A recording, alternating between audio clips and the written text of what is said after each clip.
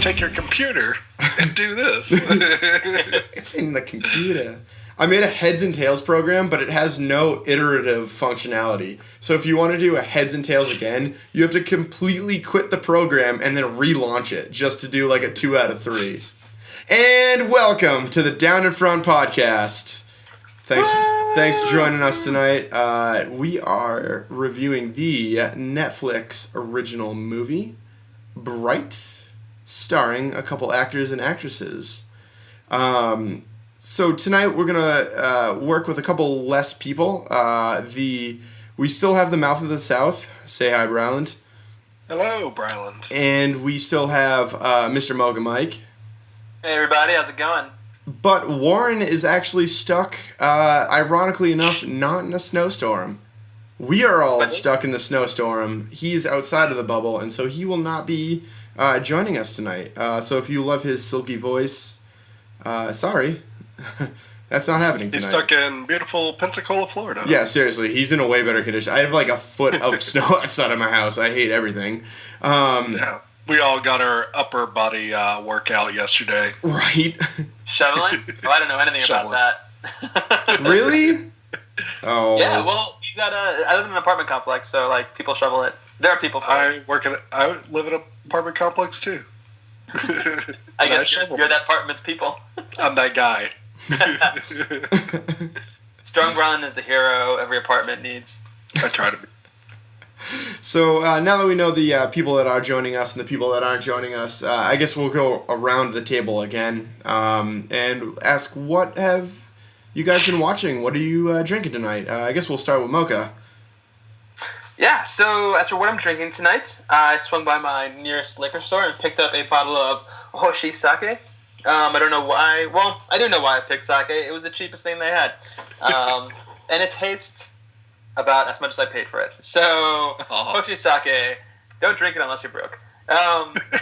Aside from that, as for what I've been watching, I've recently been watching the Grand Tour on Amazon. Amazon recently came out with their Apple TV / Smart TV app, and fortunately, my roommate's Smart TV supports Amazon Prime. So rather than running it through our Apple TV, which doesn't output in 4K, we've been running it through there, and that's like one of the few things they have on streaming that you can see in 4K. Fortunately, it's a good one. There are a lot of there's a lot of really beautiful camera work and drone footage in the Grand Tour, but ultimately, it's Top Gear, just with a different name. Same guys, same hijinks, same kind of feel. And yeah, it feels good being able to watch it. I'd say watching that Czech electric sports car drive around is just like a thing of beauty. I don't think I saw the episode with the electric sports car. The Czech electric supercar. You did. Oh, it's amazing. Look out for it. It's cool. Okay. I will say this. It's very possible that I did see it and just didn't know what I was looking at. I know jack shit about cars. My roommate is a huge car head, so he's the one who's like super into everything going on, and I'm usually just there to like watch the wheels spin. But it's been good so far. It's awesome. Mouth of the South, Bryland. Yeah, so what I'm sipping on right now is a Maine root beer made painstakingly by the man himself, Stephen King, because he's the only person I know from Maine. But Maine root beer is a great root beer. It's probably gone up to be one of my second favorite root beers out there, right after IBC root beer. So I highly recommend it. It's really good. What I've been watching recently has been a documentary series on Netflix called The Toys That Made Us. It's 4 30-minute episodes about some toys that kind of like changed the industry and changed the game about what are toys as well. And they start off with Star Wars toys right off the bat, but it also covers Barbie and G.I. Joe and He-Man. So I I had a lot of fun watching it. It's really cool because you get some really cool insights into the people behind who made these products possible, but also just their culture impact as well. That Kenner was like a nobody company in the Midwest until they said, hey, we'll make some Star Wars toys. And then they became the biggest thing on the planet. It's amazing. Some fun fact about that is they actually sold IOUs as Christmas gifts because, was it Christmas 1977 or 78? It was right after the A New Hope came out. They had it was the Star Wars like collector's box or something like that. Yeah, they literally had no idea how popular it would be, and it just took off. And they had no way of producing as many toys as the demand was, and Christmas was coming up, and so they wanted to get toys in people's hands, so they literally sold IOUs because that was easier to produce. And so, yeah, I mean, that's out there. That's utterly wild on how that was. Yeah, and 2 words I would say that I learned about during this series, sex dungeon.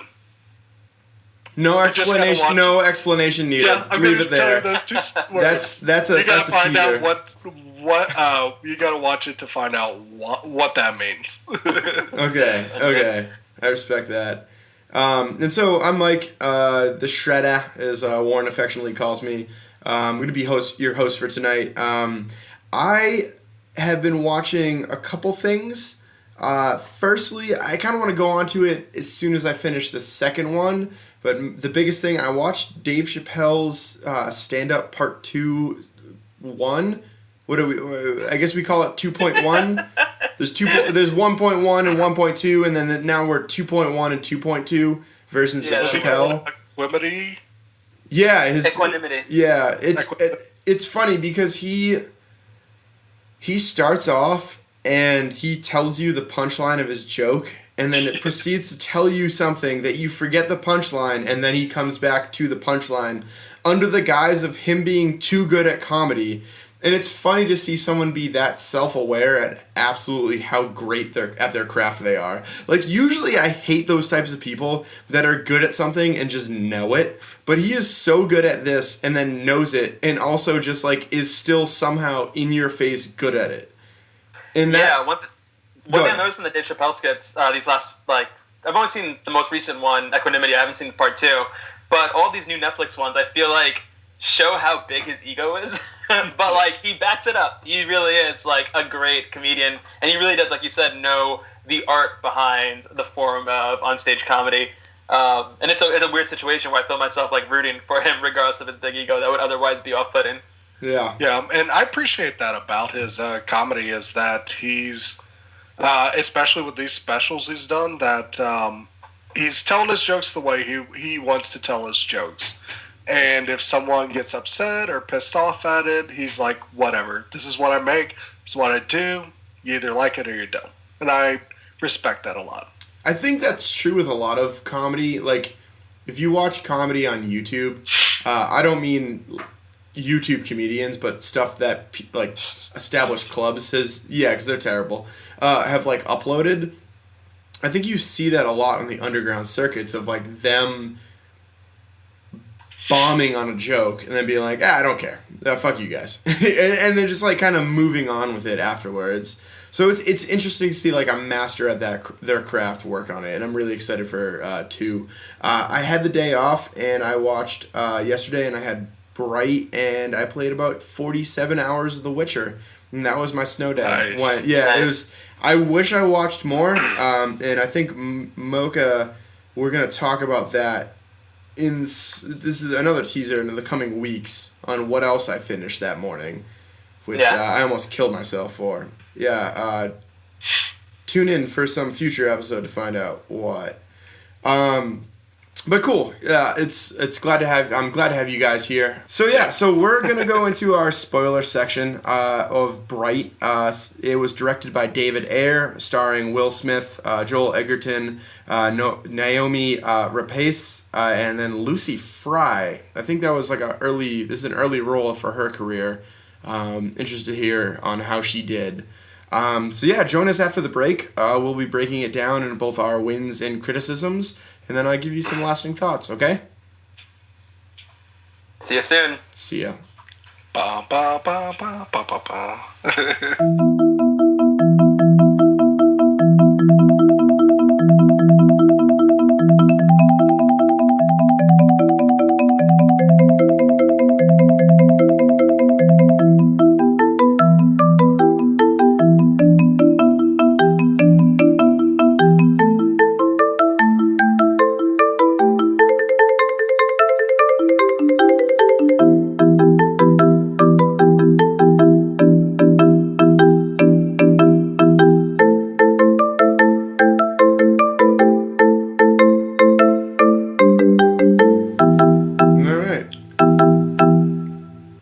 Welcome back to the Down in Front podcast.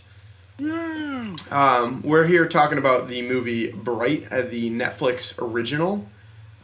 Spoiler alert to start off. It's already been picked up for a second one. So depending on how we feel about this environment, we're getting more of it. So let's keep that in mind. I guess let's talk about our wins first. Might as well start off on a positive note. Mocha, what did you like about this movie? Well, first of all, I want to say that a lot of the criticism that's floating around the internet right now regarding Bright is that it's really, really bad, and I don't think it's really, really bad. My biggest win for it is that it did not live up to the negativity that I saw online. That being said, it's not entirely amazing, but it had a lot of good stuff about it. I thought the makeup effects and some of the more practical set design was really good. Really enjoyable without going too far over to the edge of like extreme like fantasy set design. And I feel like it blended what fantasy elements it had well into the gritty like LA ghetto look that they had going on.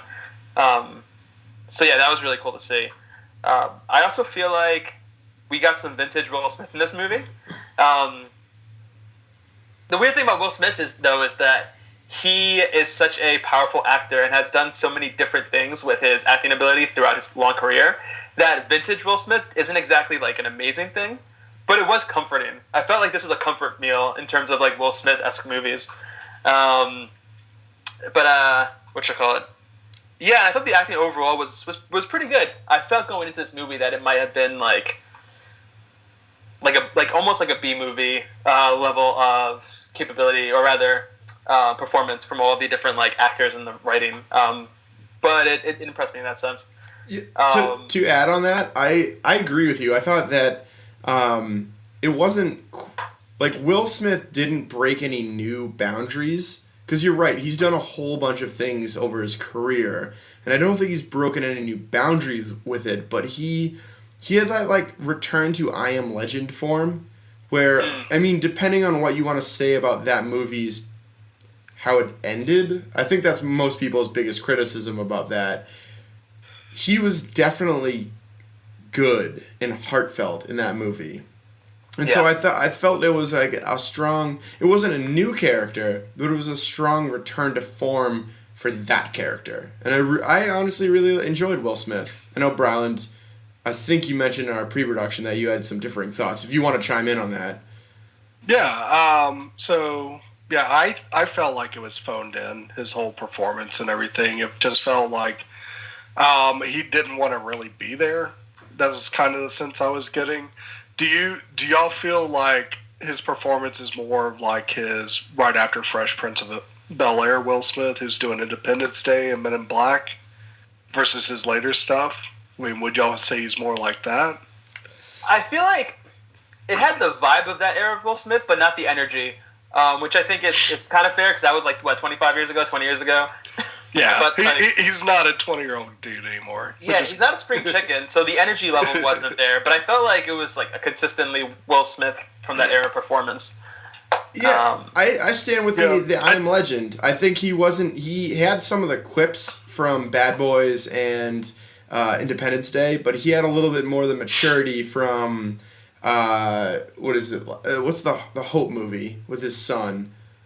In Pursuit of Happiness? Yeah, he had like the more maturity from those era films. And I wouldn't say this is like, I would never say this is the grand culmination of Will Smith of an actor, but it does feel like he's married kind of both sides of the quippy comedic role that he did in the past versus like the more Oscar bait movies that he's done in the future. Now, I don't think this movie's Oscar bait whatsoever. Don't like take that, but I think it marries a little bit more of those ages than any other role I've seen him in the past 5 years. Yeah, I would say like the only parts where I enjoyed him was when he played off the jokes that Nick was telling, which were just like lame, like an orc trying to tell a human joke and it just falls super flat. I thought that was great. Yeah. But the rest of times, I was kind of bummed that he was being just as much as an asshole and a dick as all the other cops, and that's why I wasn't really feeling his character at all. I didn't want him to be a white knight or superhero in this movie. I mean, we already had Hancock, but I think it was just a little too much like him feeling like he's done this before. See, I liked that. I really liked that where he was the audience character, right? He was the character that you went in and like felt with the most. And I think that we've all been put in those situations where like we get paired up with the weird kid from science class for a lab project. And like or we are the weird kid from science class that got paired up with other people. And so you get put in those situations, and it was very connectable where like you don't want to necessarily do something with this person, but you have to, and so therefore you're going to make the best out of that situation. And for me, that was a very connectable experience and very easily like putting me in that situation, which is realistically what you want out of entertainment, right? Like we all see entertainment because we want to be part of it, you know? I get that. I don't think it played well. That's fair. Especially from Wilma's side of things. I'll say this, Ron. I definitely agree with you about him being a dick in this movie. It caught me by surprise, but he was like legitimately mean throughout a lot of this movie. Yeah. And I feel like it was a type of character that we haven't seen Will Smith play really in any of his films, considering most of his films are blockbusters where he's a hero. A lot of times, like you said, he'll be quippy and he'll be really, like, he'll have a knife for a tongue. That's not what I'm trying to say. A rapier's wit. Maybe that's it. But, like, he'll be quippy but still fun and nice. Or he'll be an asshole, but only because he's egotistical and because and he can back it up. But in this movie, he was just mean. It was kind of like, it kind of took me by surprise. But yeah, overall, I didn't mind his performance that much. Though, yeah, no, he didn't break any boundaries this time around. Another win I have for this film, and it's weird because this is much more of a business side win than really a merit of the film itself. But I think that this film was a smart move and pretty good execution on Netflix's part, no matter how it lands critically. You know, Blue, you mentioned in the intro earlier that this movie has already been renewed for a second film. Regardless of the really low Rotten Tomatoes score, which I think is around 29%, this film was viewed over 11 million times in its first 3 days of release. That's a lot. To put that into perspective, it probably made more money than The Last Jedi. Possibly. I'm not really sure. But regardless, Stranger Things Season 2 had 15.8 million views in its opening 3 days. That's a pretty close margin considering the hype you've already had for Stranger Things 2 going into it. And I feel like Bright kind of went under the radar until it arrived. At least for me it did. So I just did a quick math, not to cut you off. I did quick math on it. 4 minus 2 is 2. Quick maths. Man's not hot. And so if you extrapolate this out, 11 million times over a 3-day weekend times, let's say, an average of $15 for a ticket, you know, depending on where you are, depending on 3D. But I'd say $15 is not unreasonable in this day and age. Part of me is crying because I remember going to see movies when they were $6. But so that is an $165 million open. If you went, that's solid. Which is solid. I think that amazing opening. what was it like? Batman versus Superman underachieved at 190. So you're about $30 million away from $600 million movie. Somewhere in that. Oh, sorry, no, it was Justice League. That was the $190 million movie. So you're looking at pretty good money from that amount of views if you extrapolate using normal, like, averaged ticket prices. Yeah, and especially if the production budget on this is not as high as others. So, Brian, that's a good point. The budget on this apparently was about $90 million. So, again, taking from what our base, they've almost doubled their money, which is, that's good. That's really good for a Netflix. Mocha, I had this to extrapolate on what you said. I think I've said extrapolate a couple times now. So to go on with that, I agree with you. I think that Netflix now has a true A-list feature-led movie in its hands, and they don't have a Marvel cast-off, which Daredevil and the Punisher were. As great as those are, they don't have an Adam Sandler original. With the deal that he went with. They've got a legitimate A-list Hollywood star in a movie that's a standard length that they've mass produced and gotten to 11 million people's eyeballs, and that is a true testament to a business. They're not making TV anymore. They're not making made-for-TV movies. They're making legitimate art films. Right, and at the end of the day, that's what this movie was. It was a proof of concept for Netflix from a corporate standpoint, and I think it executed amazingly on that side, regardless of how it was critically receptive. And I think, that's an important aspect to keep in mind when we're thinking about this movie and we're thinking about what it means, because really this is just a foundational stone for what Netflix is going to plan to do moving forward as it continues its battle with Disney and tries to find new ground in the streaming war. Yeah, Mocha. So I think we've gotten most of the wins there. Bryland, what did you enjoy about this movie? First and foremost, I think there's a lot of good world building here.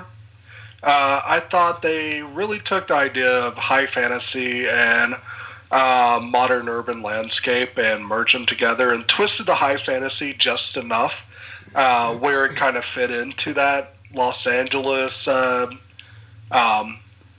urban environment really well. The whole idea of fairies just being obnoxious assholes that just annoy the shit out of everybody. I mean, it's one thing, this movie is definitely trying to talk about different races coming together to overcome an evil in a sense, but also at the same time all those races hate fairies too, and I think that's pretty cool to see that little twist on fairies just being obnoxious pests that are bugging people. I thought it was really cool how the elves were not really your traditional elves that are full of wisdom, and they, even though they have that look down on you part, it's more of them shopping a Rodeo Drive or someone with a lot of money, what they would do normally. And the elf part of it is that they're kind of more sensory compared to or show off their senses more than previous elves. So smelling the air, and you don't see what they smell, but their senses are on another level compared to other races, which I thought was really cool. And they move just totally differently. Getting someone like Nomi Rapace to play an elf is perfect because, one, she's Scandinavian, she's Swedish, but two, she just has a lithe figure that moves very gracefully when it needs to, but also moves like a dagger when she needs to as well, which I thought was really cool. And also Joel Edgerton as Nick. I thought his orc character was really cool, being that fish out of water, and a lot of the moments with Nick are kind of being uncomfortable, and it is about how do you fit into a world that kind of doesn't want you. The jokes with Ward when he says he even makes a shootout feel weird. That was a great. How are your holes? Yeah. That was played wonderfully, and I think also just his relationship to other orcs being unblooded and not having done something heroic in the eyes of other orc tribes is something that gives them motivation to be better than most, which is really cool. And I also thought the take on wands was really cool as well. I thought the whole idea that wands are kind of this rare thing. It's not just everybody gets a wand from Harry Potter or Gringotts or whatever. They're these like ancient relics that only certain people can wield. I thought was a neat concept that I hope they get to build upon in the next movie. So I was surprised. First of all, Harry Potter is a person, and Gringotts is a bank. So so neither of them were getting wands from those worlds weren't. Yeah, but you saw it. Go on, Mocha. Look at that Dobby's. No. That's a house elf. Regarding the wands, I was surprised. I actually thought the film was going to go the route of, what's his name, Nick? Jacoby? Nick. Yeah. I thought Nick was going to be the wand wielder. That would have been really cool, I think. Yeah, it just seemed like there was really that this movie was leading up to Nick doing something that would prove to at least his partner that he was like worthy of respect. And I didn't necessarily see that happen. Like, he had his moments of bravery, and I think he earned his respect on a person-to-person level. But I really expect the movie to end with him being revived so that he could grab the wand and realize that he's, like, the first orc bright. I was surprised that they went with the Will Smith direction. I feel like maybe they only went that direction because it was Will Smith. But I don't know. But yeah, I kind of wish Nick got the wand at the end. Yeah. I kind of wish that, too. I think they did actually a very good job of having him slowly earn the respect of Will Smith's character throughout the entire night. This movie, I don't think we've said it, it takes place over, 12 hours? 7 hours? Very, very something like that. Short amount of time. And I think they do a really good job with the pacing on having him slowly throughout the night. Like, you could see he kills his first person kind of in that secondary gun chase. Like, it wasn't the first one, it was like right after that. Yeah. And you can see Will Smith turn around and be like, all right, cool. Like, we're here. Because Will Smith kills with impunity earlier in the film. He doesn't think twice it, where you could see that was a major decision in Nick's character. And so I'm fine with having Will Smith Ward as being the guy who wields the wand, because I think Jacoby's kind of arc through it was redeeming in itself and enjoyable to watch. It'd be cool if both of them were brights, and then they had to fight over the wand, and they could just like play hot potato with it, But I guess if you can only have one, might as well be Steven Seagal. After watching again, like their opening credits, they show like a great orc warrior as some of the graffiti art, and like the orcs that shoot Nick actually referred to this warrior as being unblooded until he actually like saved a lot of orcs, or he saved orc civilization thousands of years ago. And then when they see Nick do what he does and see him resurrected, they think it's the second coming of this great orc warrior. And that's the reason why he gets blooded. In a somewhat weird scene where the gangbangers come up like right next to the cops that are securing the area and just start cutting their hands open, screaming. Like, I feel like that would have gotten the cops' attention, considering how much they hate orc gangbangers. But yeah, it was a cool scene nonetheless. Yeah. Also thought it was really cool. Like, I didn't notice this the first time I saw it, but Will Smith's character has like a big back tattoo of. It's hard to see what it is, but I think it's the Archangel Michael, who is basically like the sword of God. I didn't notice that. Yeah. That would make sense considering the revelation at the end. Yeah. But cool. Yeah. So, as far as my wins, we've talked about most of them, as is tradition with whoever goes last with any of these categories. I think the biggest thing for me though was the social aspect of this movie. I think this movie did an absolute fantastic job of talking about racial relations without actually talking about race relations. I think that this might be me, but like I think the hardest part about having these conversations is that people get defensive over their own subgroup, and when you add one layer of abstraction to it, it makes it easier to portray a certain theme without sounding like me versus you, because you can tell it's fantasy. And so I think that portraying, the orcs were clearly shown as some minority character. You could flip it from primarily, some sort of Spanish. I mean, in LA, that's probably going to be Mexican. But like you could take any sort of non-white minority and make it like orcs, and then you could take the white majority and also then flip it up to elves. And you could really 1%. Oh, totally. Yeah, totally. Yeah.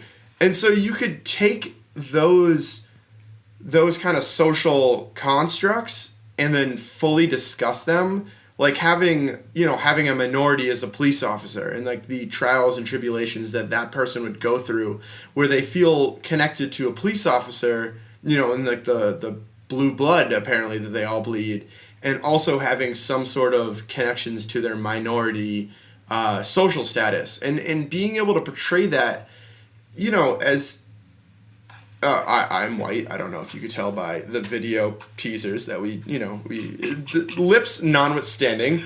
But whenever I was gonna say you're white everywhere but your lips. Yeah, exactly. but when you get in these situations, I think it's very common for people to become defensive. If you say, well, white people have white privilege, of course, me as a white person would be like, well, no, like, there's poor white people, and like, and the gut reaction is to defend kind of that little smaller group that you've been put in.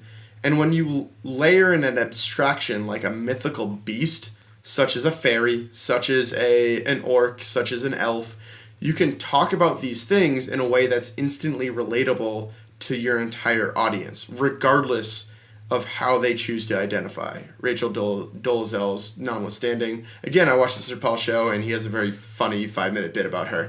I mean, it's definitely on the surface level. I mean, it's about social commentary and relates to what you're talking about. I just feel that audiences probably expect more in their social commentary these days. And when you show, like, the best that a group of biased police officers, what they can do to their fellow orc police officer that they don't like at all, is put a kick me sign on his back and then laugh at him as he walks down the hall.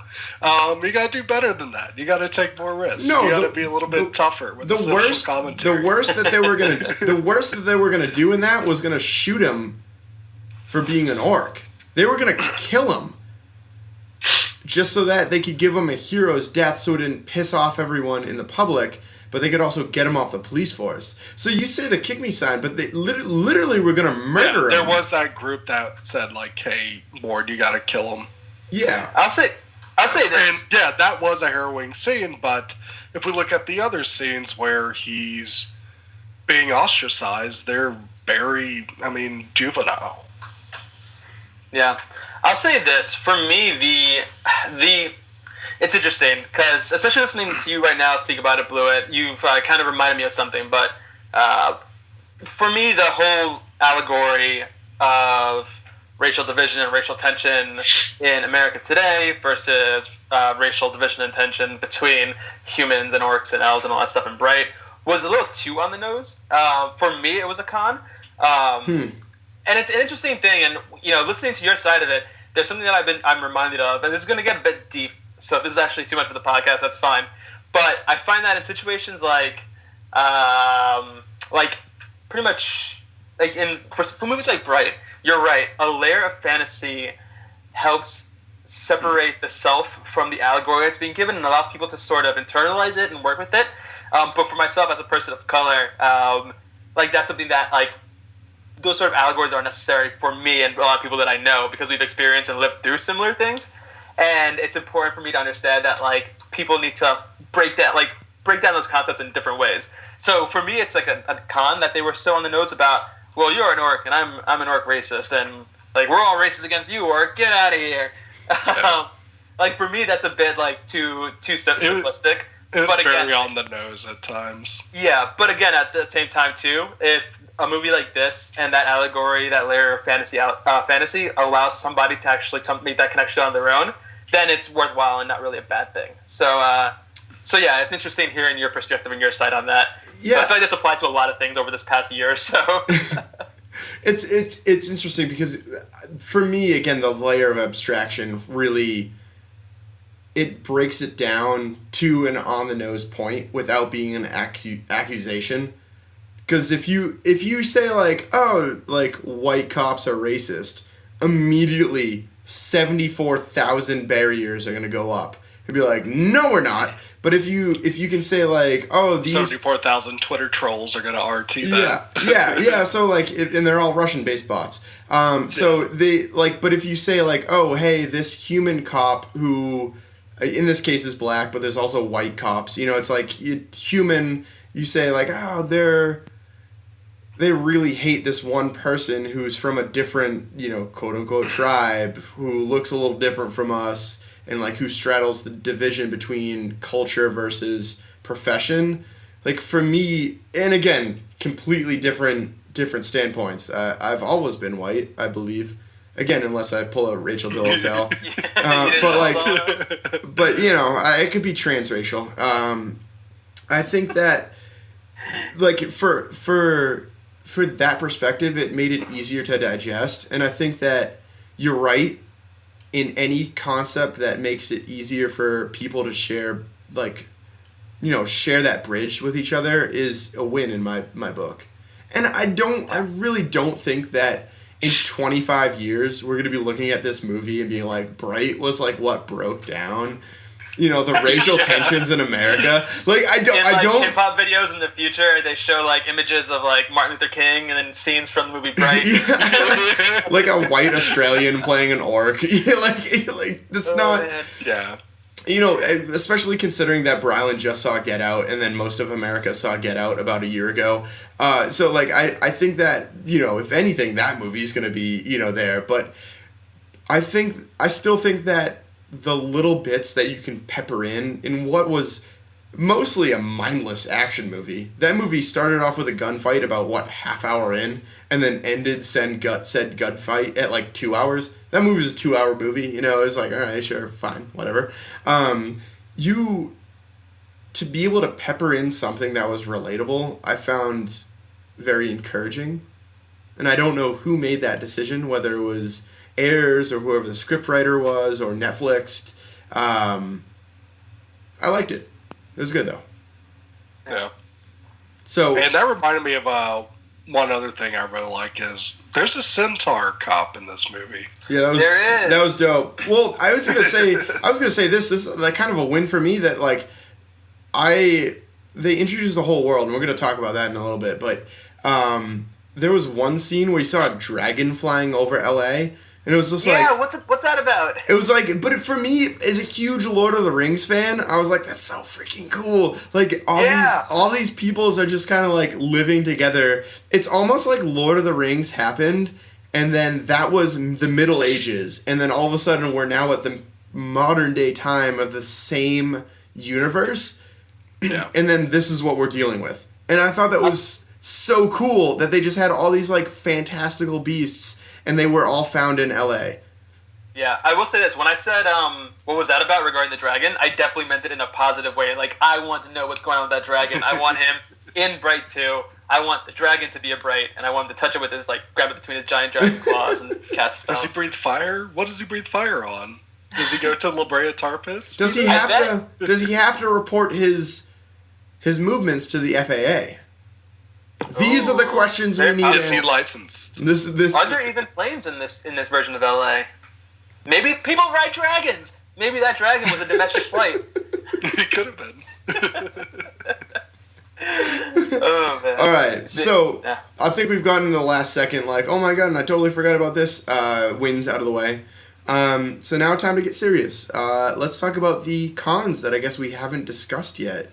We'll go in reverse order. So Bryland, start us off. Yeah, so this movie, I felt like had a big problem, which was like it it kind of doubled down on your standard cop movie tropes and kept with those the whole time. So it was really tough to get past that while watching it. Is that I've seen this a million times before, and you're not showing it to me any better. And a big thing about that is how the cops are portrayed. So the cops are all assholes, and they're all prejudiced towards the other races in the movie. And they also will turn on your back at the moment's notice. Case in point is when they tell Ward that they're going to take the wand and you got to go out there and shoot Nick. And then Ward does probably the coolest scene in the movie, which is like double cross them and shoot all of them dead, which was awesome. But I felt that it was really like a paint by numbers type of buddy cop movie. I think it struggled to kind of determine, is this going to be like the preview of the premiere of a new TV series versus an actual theatrical release? And I think that's where Netflix kind of dropped the ball the biggest. Was they are used to making these long 12-episode TV show series and managing those.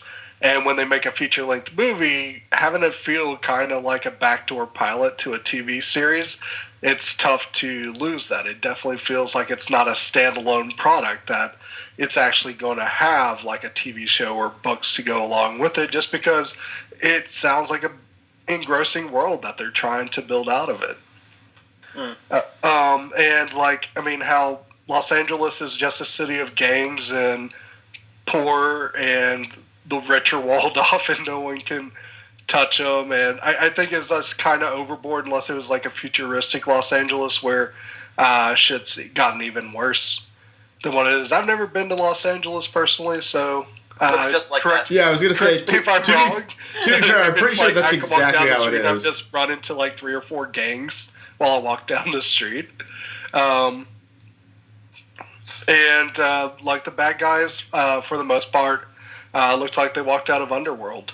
Like Nomi Rapaz's henchmen were just like mindless zombies that would just move around and just shoot things really quickly.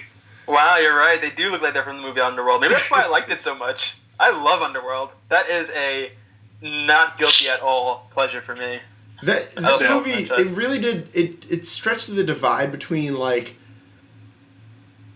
the Blade Runner really terrible dystopian future and like the Matrix, where everything was like clean and cool. Like the elves were like that Matrix character where like everything was suave and leather, and then like the rest of it was just kind of grimy and dirty, like Mad Max-esque. Yeah, it was grimy, but it was also kind of like comic book griminess. Like even the graffiti looked like it was done by like Jim Lee or Rob Liefeld. I felt at times that it was just like too good to be on the side of a street wall. But I would say like the biggest plot point that bugs me the most is there's absolutely no build-up or sense of why Ward is a Bright. And what does it mean to actually be a Bright, unless we're going to explore that in the future films and stuff. Because there's nothing that makes him kind of stand out as being kind of a little different, except that he makes a couple choices that make him not a complete dick and just mostly a dick. I'm telling you, man, it's only because he's Will Smith. Nick Jacoby should have been the Bright in this film. Yeah, absolutely. And I mean, on my second viewing, seeing the back tattoo, or maybe the whole purpose of him getting shot at the very beginning, just taking the shotgun to the chest, is that supposed to give us an idea of like who survives a shotgun to the chest? It's got to be somebody special. Or maybe getting shotgun in the chest is what caused him to be a Bright. Could boot him with Bright powers. There's a magic shotgun, guys. Yeah, but those are my griefs with Bright. All right, Mocha? Yeah, so for myself, I already talked a bit about my feelings about their approach towards the allegory. I think something on a much lighter note that really let me down about this movie is that it shows us and introduces us to a very expansive world. It's a familiar world. It's one that's filled with a lot of keys and themes that we recognize in our world today. But it's different. There are all these fantasy elements to it, and I feel like they made it really clear that there's an elite cast of elves that live in a nice area behind a wall, and then there is the ghettos of Los Angeles, where like humans live the middle class lifestyle, and then you've got your orcs who are the bottom lower cast of the pyramid. They made all that clear, but they didn't show us enough about those disparate elements to make any of it really stick or feel important. The vast majority of the movie took place in the ghettos. We never got to see much at all of the elf world or the elf side of town or the elf government or like elf like politics or character significance as elves. So instead we get... You learn that elves like to shop and like to drive fast cars. Yeah, and instead we just got 3 rogue elves that just backflip their way through the entire movie.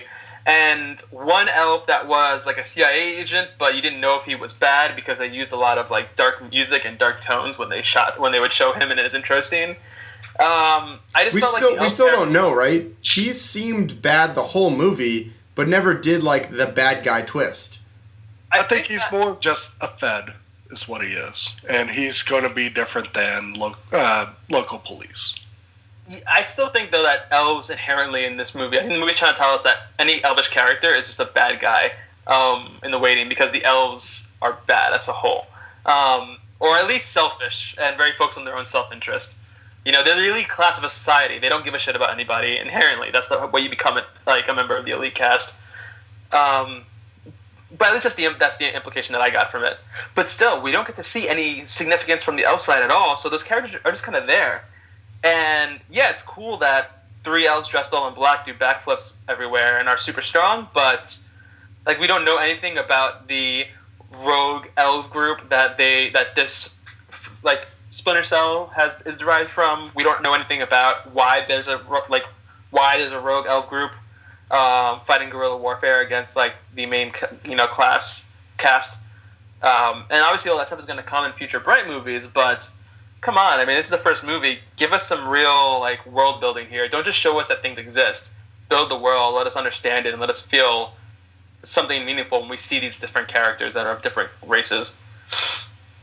The orc kid in the beginning, the one that Nick eventually comes out to Ward as having been an innocent kid that he let go, and that's why, he wasn't able to catch the bad guy. That was a weird MacGuffin. The kid was only there so that later on we could have a brief moment, brief break in the tension when the kid refuses to kill Nick because he was the one who saved his life. But then they go ahead and kill him anyway. So that kid's character was completely pointless. Like, he didn't need to be in the movie, in my opinion. Nick could have explained to Ward, "Hey, I found a kid. I let him go." And that's the person that I helped escape during that flashback, and it would have been just as fine of a character building element for Nick's character and for him and Ward's relationship. I agree with you. They kept on like showing back to him before they explained who he was. Like they kept on coming back. He was just like kind of awkwardly sitting there with a gun in his hand. I was like, why are they showing this orc? There's plenty of more interesting like gangster orcs to show. And you're right, it didn't pay off because they just wasted him anyways. It was like, all right, well, whatever. Yeah, it didn't mean anything.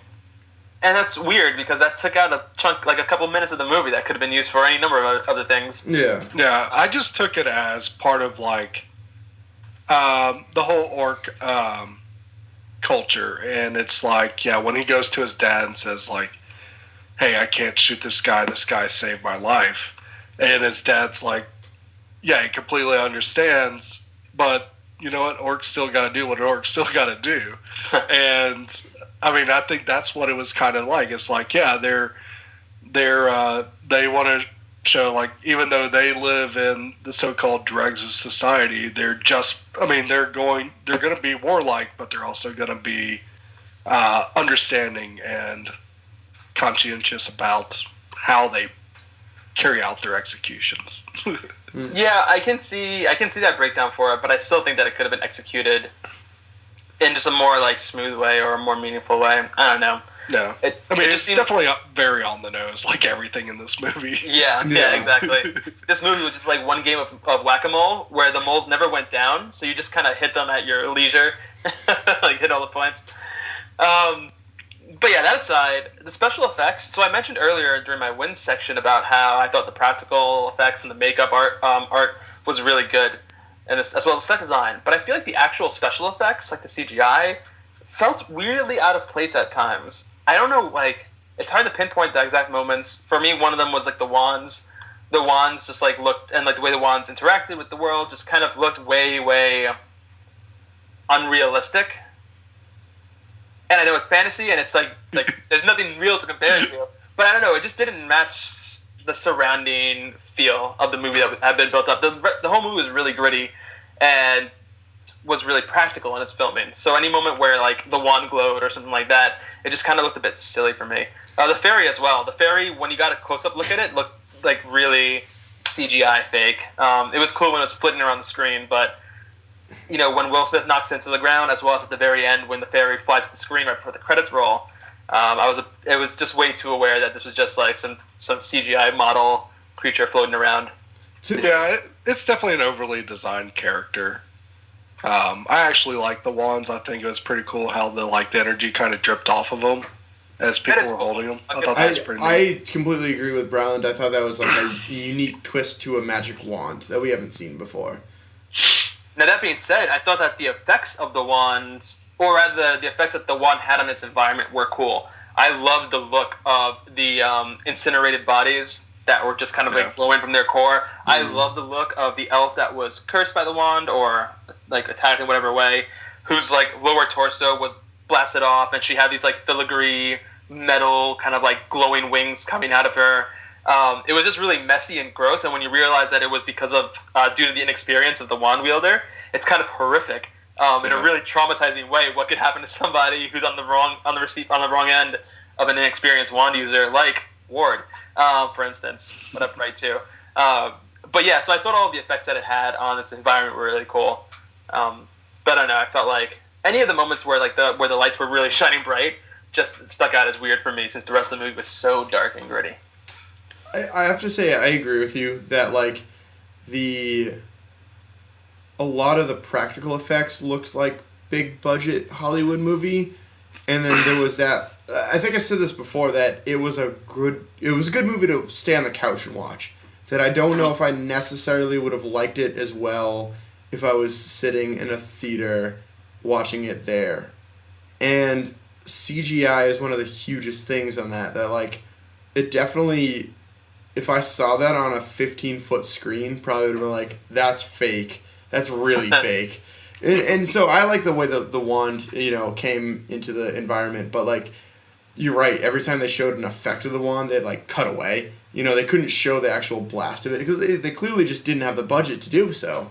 Yeah, and I agree with what you said, Mike. That this movie on a big screen, like big screen theatrical production, would not have looked as good, I think. And I think that's something that Netflix needs to really keep in mind moving forward, because I guarantee you one of their ultimate goals is to eventually make a theatrical release film. But they also need to keep in mind that a lot of their viewers have like 4-screen TV or 4K TVs, and I don't know, maybe put a little more effort into the tiny details when it comes to CGI and their design work. Yeah. Yeah. Proof of concept, not where it's going to be. Exactly. And finally, I think this film honestly took itself a little too seriously at times. I feel like the movie went out of its way early on to say, hey, this is Will Smith, but it's mean Will Smith, and it's slightly racist Will Smith, even though he's trying to be better, but he's still a little racist. And it kind of didn't let go of that throughout it. And so, whereas in similar movies from the past, you would see more, where Will Smith was in a similar role, you would see more levity from him, because that's an actual skill that he has as an actor. He can make any line funny. And I feel like this movie really wanted to stray away from that, which felt weird because Joel Edgerton's character was like 40% of his on-screen time was as comic relief. No. And I just don't understand why they didn't leverage Will Smith's talents for that as well. So yeah, I think it kind of just took itself a little too seriously. That may change in Bright 2. Yeah, ultimately, I feel like this film felt kind of like a YA novel that was adapted to film that never had a novel in the first place to be adapted from, which is kind of a weird situation because I feel like if this film was a book and I saw this film, I would go, okay, I kind of want to read the book and see what the book was like. But I don't have that to go back to. I just have this film and like whatever Bright 2 is. And it's weird because it feels like it should have been a YA novel and first. they arted up too. Like YA is what, 15, 16? Whereas they were dropping hard F-bombs left and right. Where, that's traditionally going to be adult. There were some nudities in this movie too. Yeah, it was YA with curse words and boobs. But otherwise I feel that. Which sounds like the perfect YA title ever. Like, that sounds like that would sell so many, books. I would buy that book. Yeah. I'd buy it, hide it from my parents. Put it under my bed. Yeah. But yeah, I think that pretty much sums up the issues I had with this film. That's fair. I mean, those are definitely good issues. We agreed on a lot of them, except for the ones we disagreed on. He's not wrong, folks. He's not wrong. No. So I would say the only thing I really have to throw in that I haven't tossed into the ring already is to me the ending felt inconsequential. Like they almost made a movie with had no payoff. Like you killed the orc Jacoby once. You hung him a second time, so he should have died then, and then Will Smith had the comeback story, but he didn't have that ultimate hero's redemption where usually they die. Like normally in these types of stories, he dies trying to save Jacoby, so that's another kind of one. And then Tika, who I loved her portrayal, by the way. I don't think we talked about this in the wins, but it was very Fifth Element. Yeah. She was like an oddball character, but I liked it. She was supposedly gone, and then she kind of walks through the crowd at the end to I'm not gone. For me, it's kill one of them. Have an actual threat to this environment where if you're a good guy, you might be able to die. And I understand you're trying to set up a world that you're going to make 4 or 5 more of these movies. I get that. You're banking on these 3 people carrying you through the rest of the franchise. But to me, it you almost, if you're gonna have all of them survive, don't fake kill them that many times. Don't do it as many times and then it's more believable. Or if you do, actually have it pay off and have one of them go down for the count and don't bring them up again.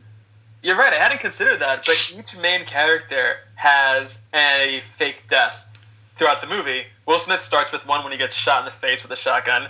And then Nick has his where he gets shot through the chest with a rifle. And then Chicken Tikka Masala has hers when she gets blown up by the wand. Or whatever. Well, she didn't get blown up. Layla got blown up, and Tikka says that she's fading, and she just fades into the water. You're right, yeah, you're right. Yeah, but Chicken Tikka Masala. But so it's still you didn't get that payoff of losing a main character. The way they shot this movie being a chase, you were with all 3 of them pretty much the entire movie, in some capacity. And so there just wasn't a brevity to the situation where you felt that, oh my god, one of these guys can go down at any point. Mm-hmm. Yeah, Ward and Nick go back to being cops, and the feds have the wand. Yeah, and they have their weird, suspicious Star Wars Episode 4 New Hope ending where they stand up and receive their medals. Yeah. And a Wookiee was there screaming. It's all the same. But yeah, that Nico walking through the crowd was definitely Anakin showing up as a Force ghost in Episode 3. I did remember seeing that in Bright. But yeah, that was a big thing. And then I had some other criticisms, but we've hashed them out throughout the rest of this podcast. So I guess we've talked about our wins, our criticisms. We might as well go into our final thoughts because I think the people demand to hear what we thought about Bright. So They really are. They were asking about it on the Twitter and on the Instaface. Really looking for it. So I guess, I'll go first because I'm hosting it. For me, I thought that it fit the paradigm of a modern film very well. It had a little bit of social commentary where a whole bunch of like CGI'd effects and a little bit of a fantastical element that fits completely in with like the whole superhero kick that we're going with. I thought that it was a great like proof of concept for Netflix. That being said, it was a highly flawed movie. I would still recommend seeing it because I think that they're gonna I trust them, the people involved in this film, and the company backing them to take this into very cool places. And so I think that when Bright 2 hits, I think that'll be a very good movie, and I think you will need to have seen the first one to do it. Mocha, what do you think? I think that Bright is a pretty typical cookie-cutter blockbuster, but I think it's notable that it succeeded as a cookie-cutter blockbuster. This movie had a lot of opportunity to make a sharp left-hand turn into B Movieville, and it really didn't. It stuck on its track and gave us a movie that I would not have been surprised to see show up in theaters. Blue, as you mentioned earlier, it's a solid proof of concept for Netflix as a production studio, and it leaves me very hopeful for what Netflix's future is in that regard. So yeah, check it out if you have Netflix. It's not going to cost you anything. You're already paying $10 a month. Or your parents, or girlfriend/boyfriend/person of interest. Some of us are all alone, Blue, and we have to pay for our Netflix. Yeah. I feel like there's 6 Netflix accounts out there, and they're just all getting shared. So, Brian, what are your lasting thoughts? This is a very high-budget TV movie, and it felt like a TV movie. And at times it's as bad as a TV movie. But there's a lot of good, cool world stuff that can be built upon and create a new fiction series that people enjoy. I just hope that they definitely take a lot more care with it next time. Interesting. Cool. So I think that, to summarize, we all didn't hate it and also think that it's optimistic towards the future. Yeah, I just want a lot more out of it. Yeah, I think most people think that, it was lacking, but a very interesting concept. We've been the Down Front podcast. You've been the audience. Let's go around the horn and kind of find out where we can find everyone else. Brown, why don't you start us off? You can find me practicing my spell words on Twitter with my wand, words like Expelliarmus and Leviosa. At Twitter, Brilund, Brilund. Also, I'm on Instagram, where I'll put up many movie reviews.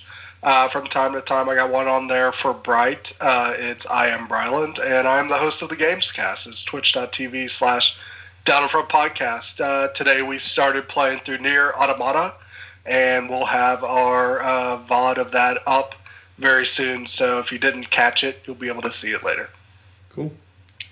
Mocha? Yeah.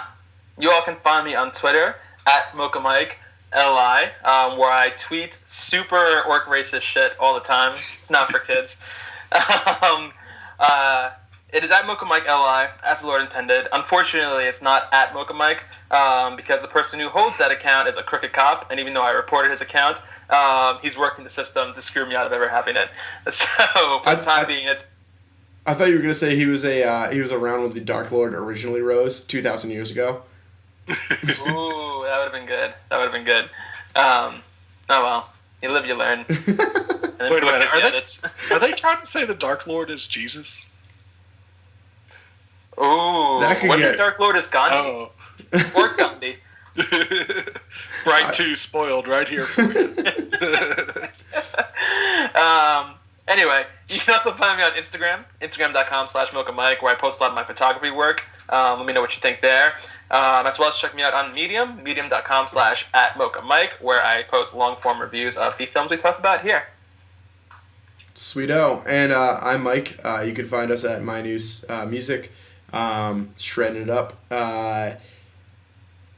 More importantly, though, because I'm the host and I have to take over host responsibilities. You can check us out at the podcast app for iOS. You can also, if you're on Android, check us out at Stitcher. I don't know if that's a website or an application because I'm terrible at technology, ironically speaking. You can check us out on Instagram and Twitter and the Facebook. If you want, we also just launched about 2 hours ago, because this podcast took about 2 hours to record, a SoundCloud account. So you should be able to go through, find the music that we recorded for the intros, and then download it if you want, so that you can give us views in that manner too. Guys, check out that SoundCloud. I don't know if any of the listeners currently are aware of this, but Mike Blewett is a super talented music maker and makes music for us that I always think is completely impossible because I don't have that skill set, and then he whips it out like it's no big thing. So definitely check out that SoundCloud. There's some cool stuff there. Yeah, solid. And also, like I said in the wrap-up, if you have any requests for movies and then their soundtracks for us to emulate, definitely let us know. I'm always looking for a good challenge. I think we got most of those things in, except for email address. It's either Jesse Rand plays with his magic wand or... Actually, I think the other one is Jesse's shaved teeth at ymail.com. Or Jesse Rand is a crooked cop. I don't know. I had another one, but actual statement. Jesse Rand's a narc at hotmail.com. Jesse Rand equals Ajit Pai. So we thank you. We've been the Down Front Podcast. That one was too mean. I'm sorry. I love you, Jesse. We've been the Down Front Podcast. Please join us. We've got a couple great reviews coming up in the next couple months, including the whole rest of 2018. I hope everyone had a happy new year and much successes. Thank you. Bye-bye. Bye. Yes.